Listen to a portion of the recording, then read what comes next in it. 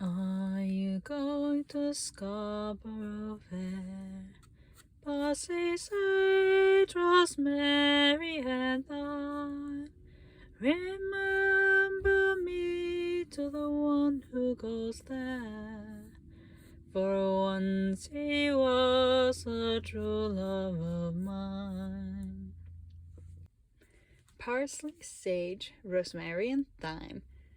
And those have been names that have been mentioned quite more commonly on the internet nowadays. So by now, I think we've all heard about high garden spice. And I'm gonna jump on the bandwagon, not of the hating the show yet, because I haven't seen it.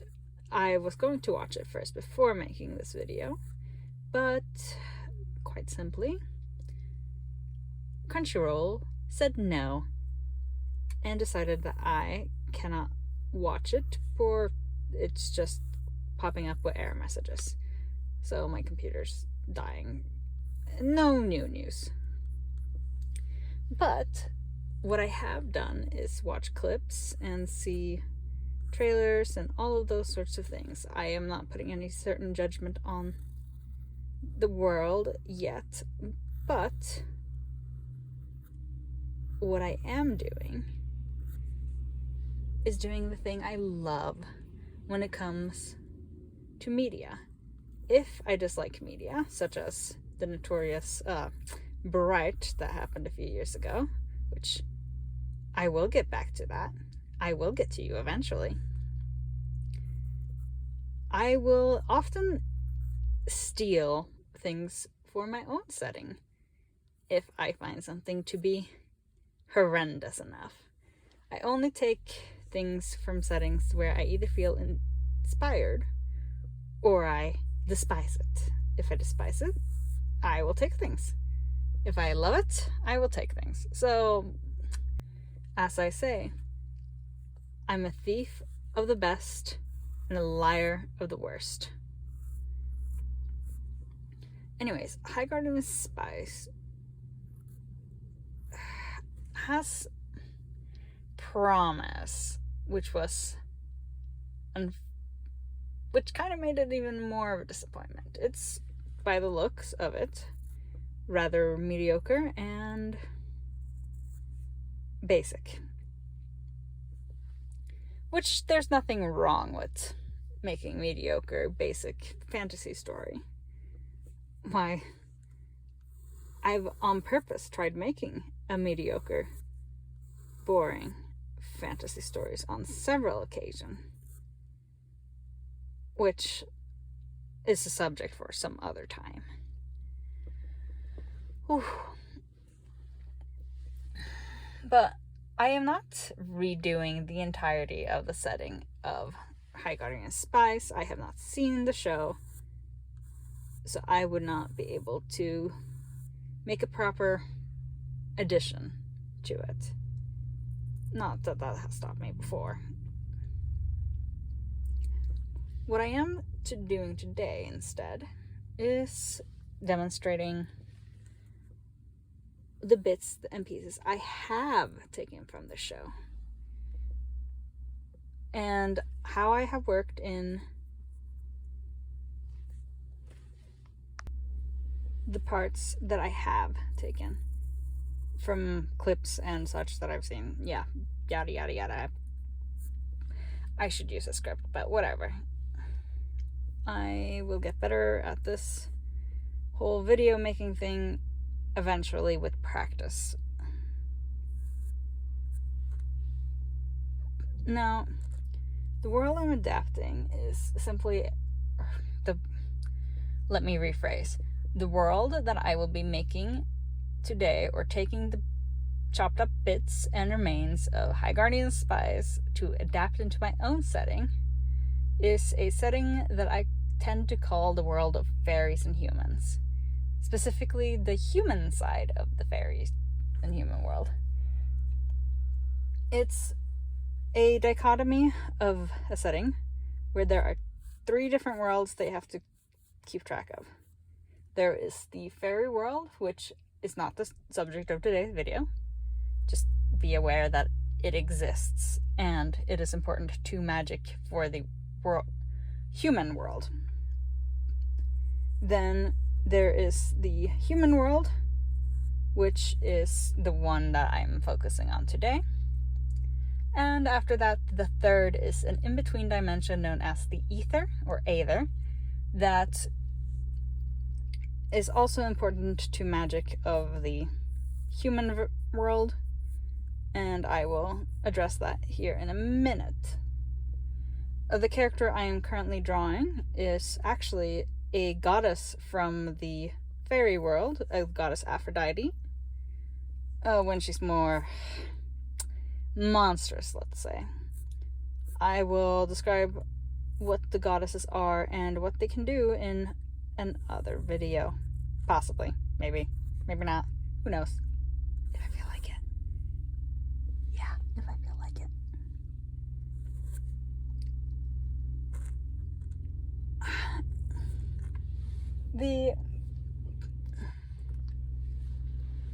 Let me switch over to the relevant information I have taken from High Guardian Spice and chopped up into my own setting.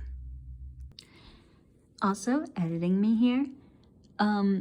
By humans, I actually mean orcs, humans, and dwarves. They are all considered to be the same category of human. And yeah,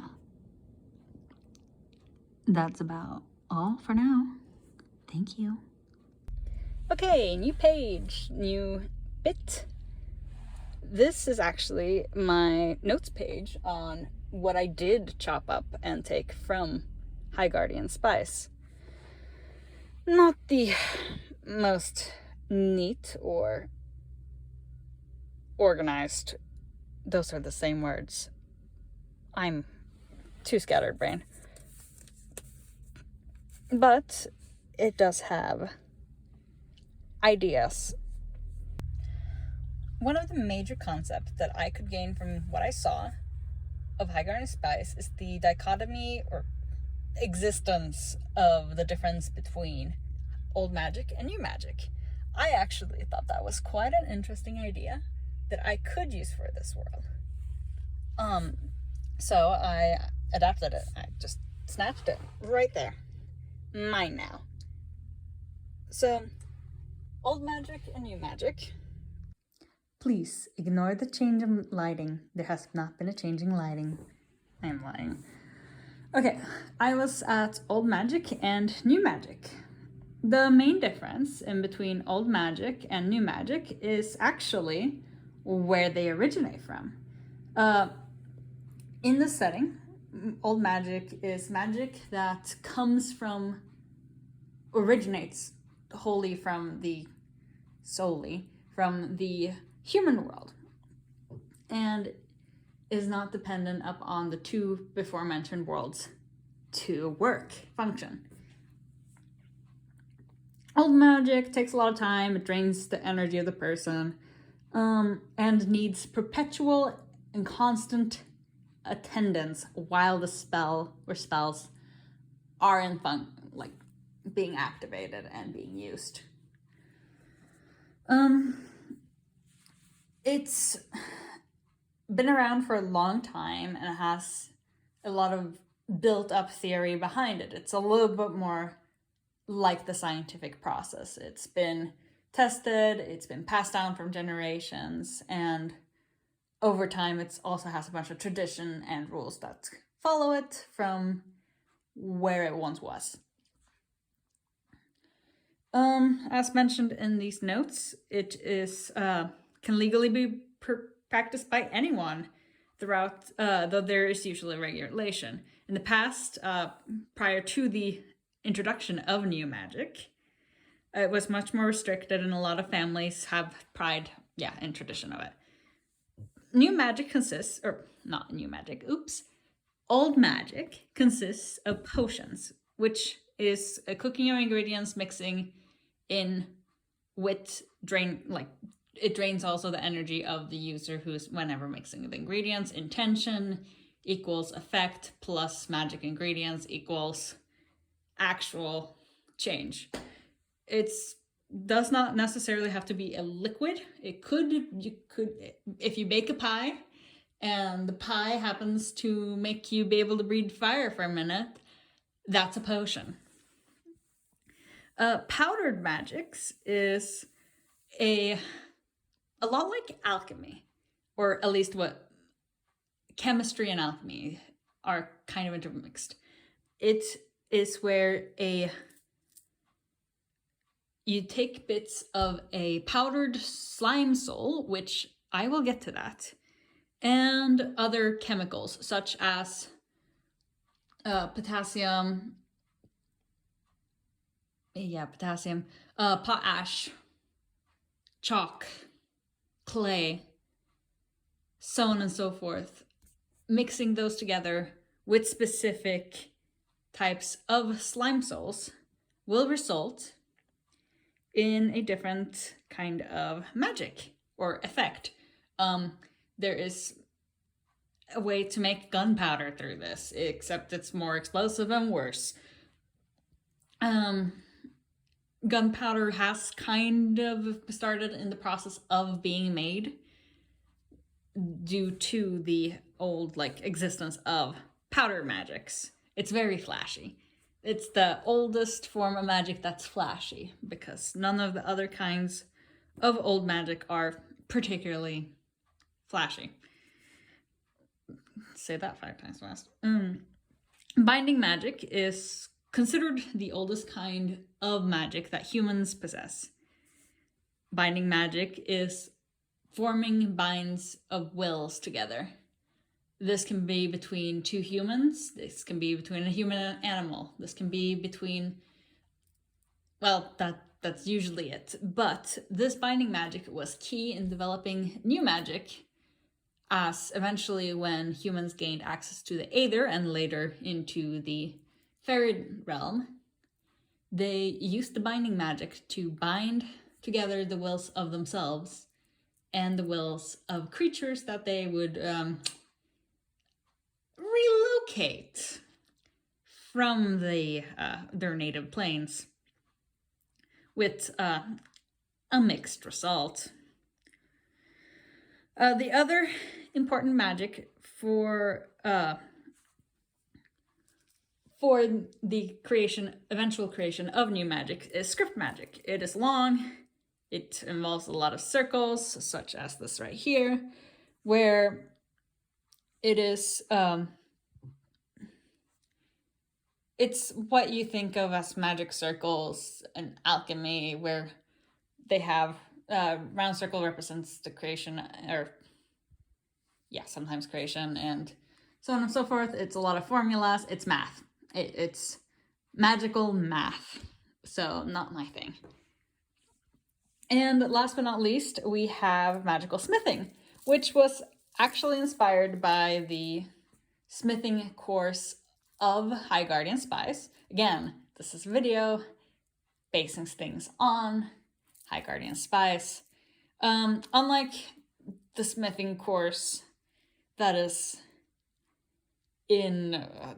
depicted, the magical smithing is more of an artificer or artificer kind of deal, where you use weapons and you make weapons and infuse them with magical abilities. This can be done by either powder magic and script magic. You are also able to use binding magic on weapons, which is one way to make a weapon fly around without a person holding it, is binding magic.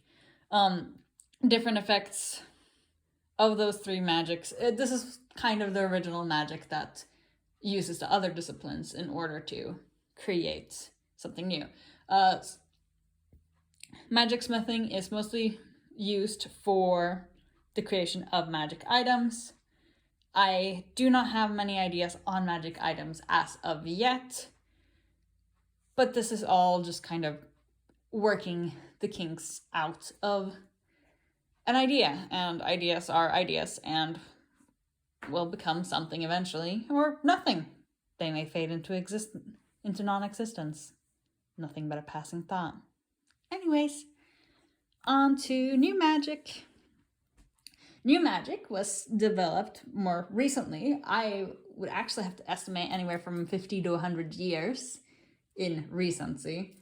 I'm more leaning towards 50 years, just due to like personal preference of when the story itself is set. I would have to go and look at the differences between the two timelines of the two different worlds to see whether it has been 50 years or 100 years. Either way, it's much more recent than the old magic. For one thing, new magic is much more flashy. It is highly reliant on mana, which is the energy of the creatures that can be summoned and binded when with new magic. It's also considered the energy of the soul and is measured by rankings. These rankings are in numbers, and usually just 1 through 100 is technically the top, but no one as of yet has a ranking of 100. It's, again, relatively new, but has been around for a while, at least a couple generations. I might do 100 years is roughly 6 generations, if you look at my family at least. So 50 years would be roughly 3 generations. That could work. Yeah, that could work. It's highly regulated and often is only reserved for nobility and for people with licenses of it. Just because, yeah, why not? It's a pseudo-medieval setting. Yeah, serfdom. Serfdom all the way. No, I do not advocate for actual serfdom.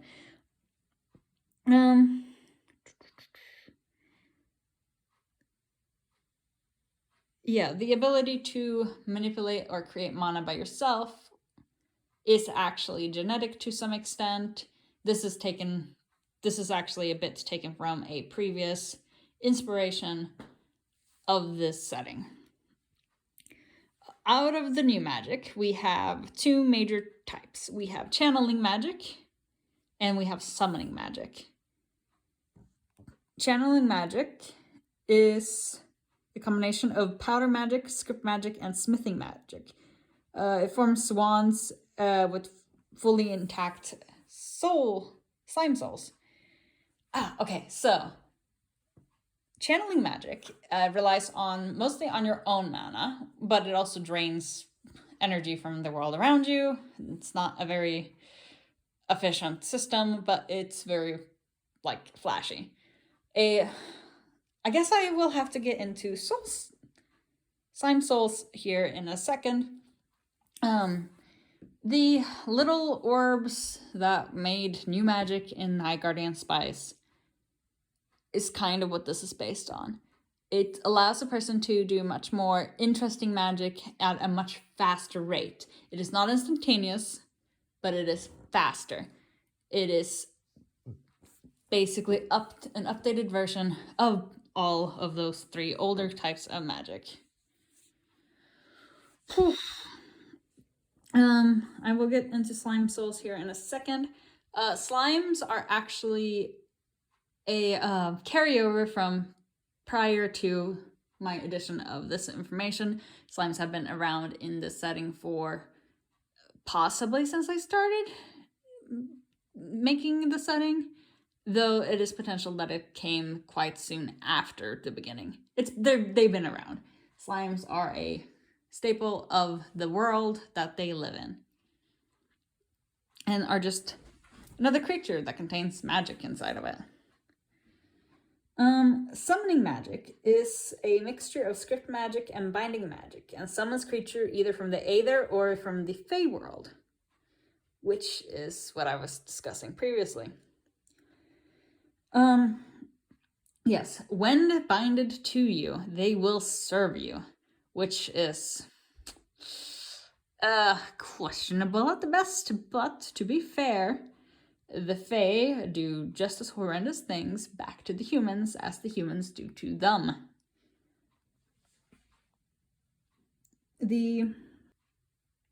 There's also siphoning mat, or like, this is where mana comes in. Mana is usually carried by the other partner of this contract between the binded and the human, where mana will be channeled through them, allowing them to perform spells such as the spells that they would be using in channeling magic, but without a wand or the use of a tool. There's a bunch more rules for summoning magic, which I have not yet figured out, but I will get to it eventually, maybe, hopefully, maybe never. I know it's a large part of the story, so probably will have to get to it. There's the last kind of magic that I forgot about. It's transformation magic, and it is only able to work if you have a fairy familiar. And it's unpleasant for everyone involved. But it makes a person very physically powerful. And yeah, so it's very useful for battle, especially for the regions that are a constant ceremonial war that's been going on for thousands of years. But who knows? They're always fighting each other. On to, let's see, souls or wells. Okay, so here we have the different kinds of slime souls, or the kind of slime soul powder. Yeah, it's mixed with different substances to make different kinds of magic. There are 5 different kinds. This I actually just stole from Ruby, RWBY, that one. Yeah, I stole from that one a lot. You get to guess whether I hate it or adore it. We have Ignen, Undin, Therathoth, Tempest, and Solan. These different kinds of souls are also considered to belong to different types of slimes. We have fire slimes, which is Ignen, also called salamander slimes. We have water souls that are also called Hydrian or Undying souls. We have earth souls that are called Teratoth or Gnome Sun souls. We have air, which is called Tempest or Sylph souls. Now that's something to say 5 times fast. Sylph slime souls. Yeah, that's something. And finally we have Solan, which is called the soul or light slimes, and they're just considered the basic. I think I might be calling them Deva or Diva, based on some lore that I was reading for modern folklore. Fascinating subject.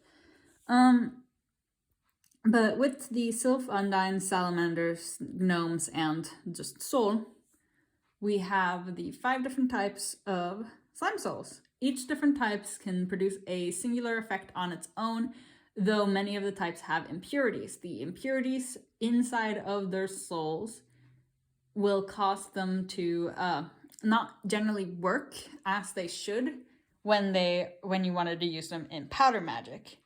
The impurities are actually a bonus in channeling magic because it allows for more complex and complicated spells relying on more than one element. The slime souls, as can be seen here, are actual physical objects. They are like marbles. They are not all round, or perfectly round at least.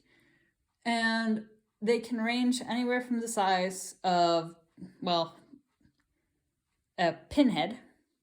Actually, give me a second. They can range in size from a pinhead, such as this, to being the size of a bowling ball. They might actually even be able to get larger. This all depends on the size of the physical slime that the soul is taken from. I'll do something on slimes some other time, maybe. But that's a quick lesson on how that works. Old magic is heavily reliant on the slime soul. Potions, powder, and smithing magics are all rely on some part of the slime soul to work or be more effective. Now, over to this part over here. let's see.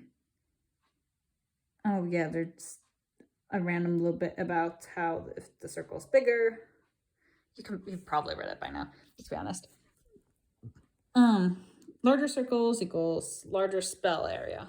So, okay, vow wells, a kind of old magic of the binding variety. People use these to make vows of all kinds: childhood promises, business deals, wedding vows, any sort of vow. When making a vow to a well, one has to clearly state, out loud works best, but in the mind is fine, what the vow is and its limitation, and set a punishment for breaking that vow. And finally, when the vow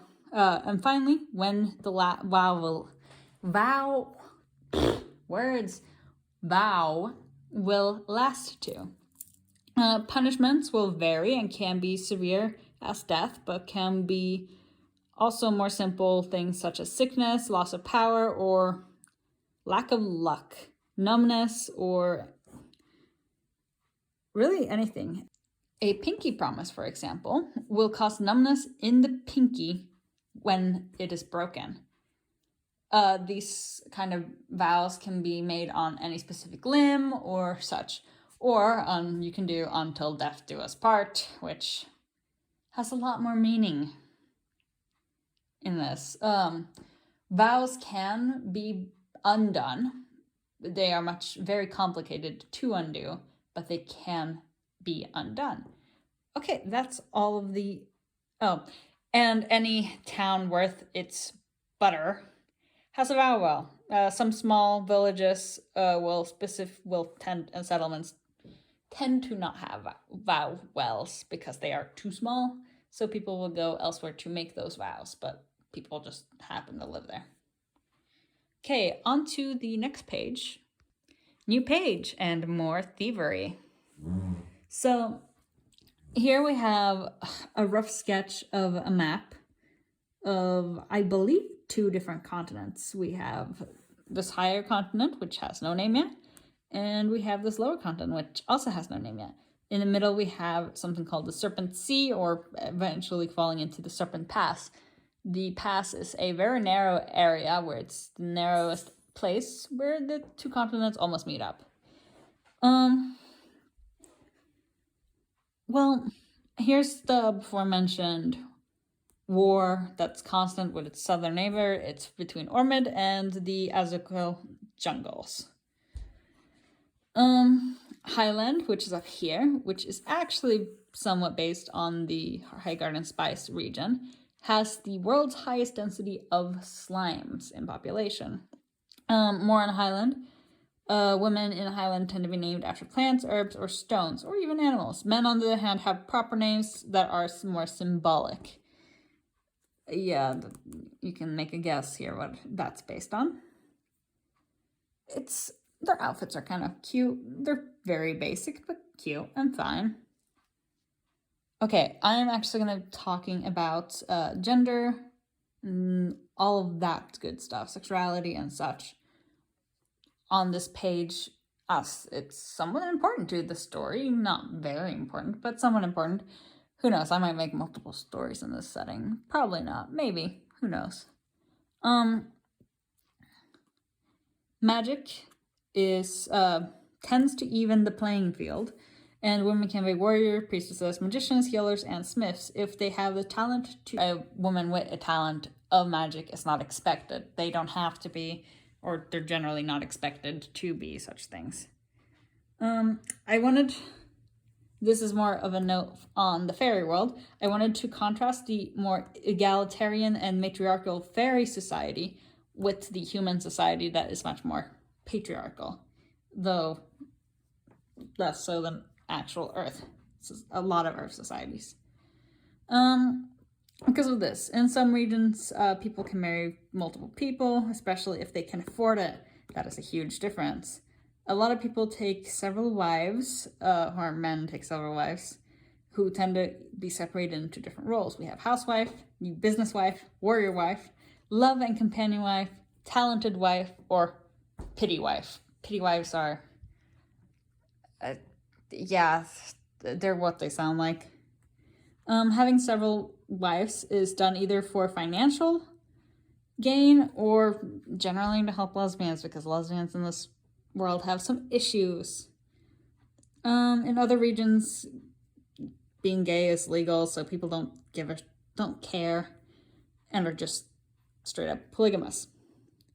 In more recent times, some treatment of such thing, such as homosexuality and lesbianism, has started to be viewed with more suspicion due to the more egalitarian nature of the fairy society, because people are paranoid that their neighbors are fairies who are secretly trying to kidnap them and take them back to the fairy world to become changelings.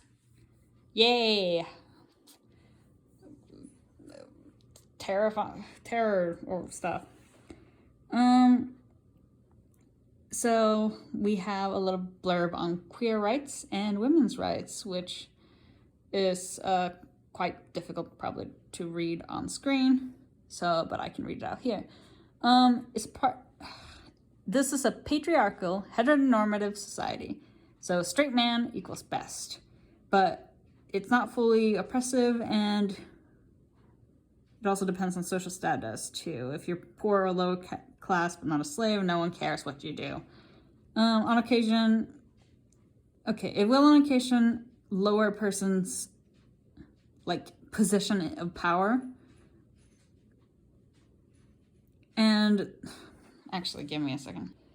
It will to some extent grant positions of power to women and non-binary people. Bi men are generally treated as hetero, but are usually expected to marry at least one woman. Gay men are seen as different and on occasion just treated as women, which is very rude, but it's a society. Societies don't have to be nice.